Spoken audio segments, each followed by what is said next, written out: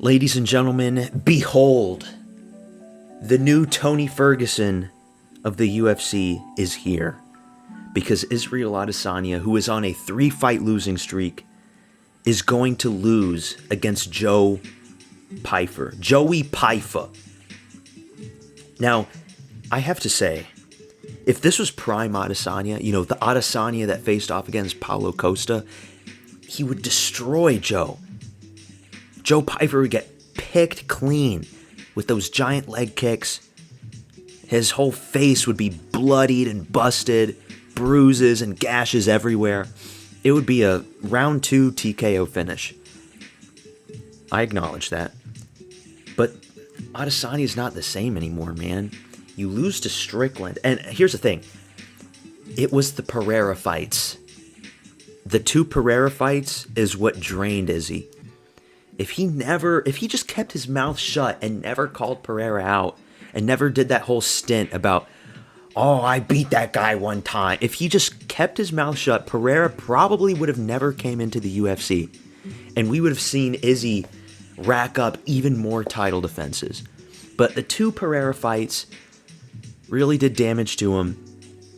Then the Strickland fight. Now, I remember watching the Strickland fight, one of the biggest upsets of all time. People at the time were saying, it's like, oh, you know, it was just a stylistic mismatch.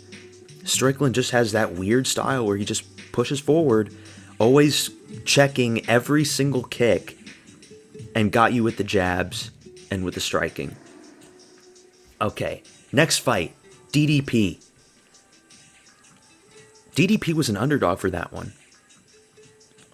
Pretty sure, like minus 200 something underdog. Everybody was picking Izzy.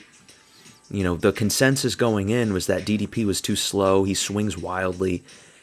He's just like, he's got the plot armor. But now, okay, Izzy's going to do damage to him and beat him up. No, that's not what happened. Gets submitted in the 4th round with a rear naked choke. Okay, and then we move on to last year, the beginning of last year, against Imavov. I can't remember the odds for that fight, but I think people were still picking Adesanya. And I can't remember who I picked. That was before my channel was created. But now we've learned our lesson, okay? Joe Pyfer, if he is not a favorite for this fight, I don't know what the fuck the bookies are thinking. I don't know what the MMA community is thinking. Yes, Joe Pyfer, he's not the best striker. His attributes are his power, right? And Adesanya's faced many power punchers in the past, and he dispatched them.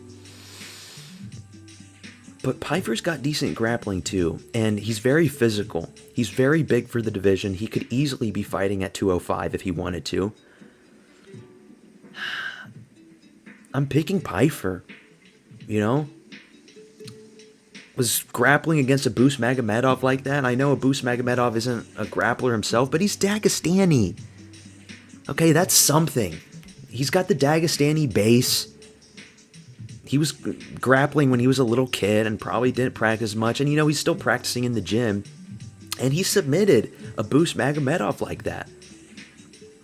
And this was after the Kelvin Gastelum fight, which he should have finished Kelvin Gastelum, to be fair. But it was only a 3-rounder. He should have finished him off in the 1st round. But hey, Mexican fridges, they've got great chins. So, I don't know, you can't really fault him for that. He's still a American white boy after all. And 2025 was a bad year for American white boys.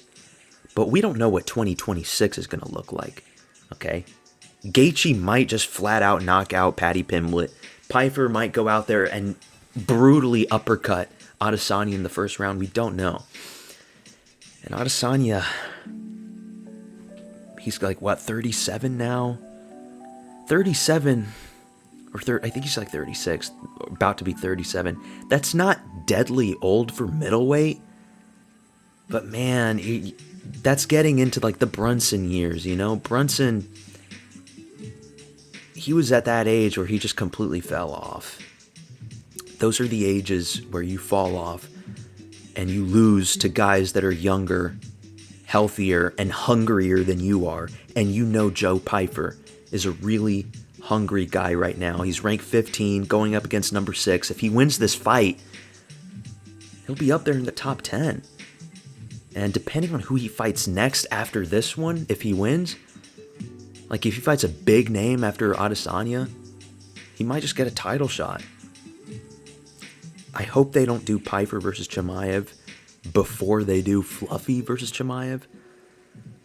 But I think when Fluffy beats Strickland, it's undeniable at that point. He's got to be next after Imavov.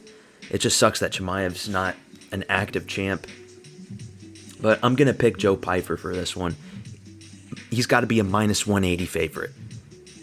I'm calling it right now, minus 180 favorite. Like, Izzy is the Tony Ferguson now. I know he says that it doesn't matter if he wins or loses, he just wants to keep fighting. And I'm not worried that if he loses this fight, the UFC is going to cut him, because he's a big name. He'll always be on the main cards and stuff, and this is a main event for a UFC fight night. He'll always be up there. He's a former champion with multiple title defenses. Izzy has a giant fan base, even after a 3-fight losing streak. So he'll always be there. If he loses this one and he wants to fight 3 more times, the UFC will keep him in. But I think if he loses this one, I mean, it's got to be over, because who's he going to fight then? He'll be fighting Taba Gauthiers, unranked guys that are even more dangerous and powerful. I don't know if he'll fight Taba because they're both African, and they might be friends, I don't know. But, I mean, just look at Tony Ferguson's record. Izzy's on a 3-fight losing streak. Izzy's right here, okay? Izzy's like right here when Tony lost to Dariush. Chandler, oh no. Chandler did the head kick against Tony, and now I'm thinking that since the 4th fight, Izzy's probably going to get brutally knocked out in similar fashion. These guys that just don't know when to quit, they just keep fighting, because when you retire, that's it. It's over. You have to go back into the real world, and I don't know if Izzy's made enough money to retire, for the rest of his life. He'll probably have to work another job, because, a lot of these guys, they're not good at finances. They spend their money on shit, So we'll just have to wait and see what happens. But another fight, ew!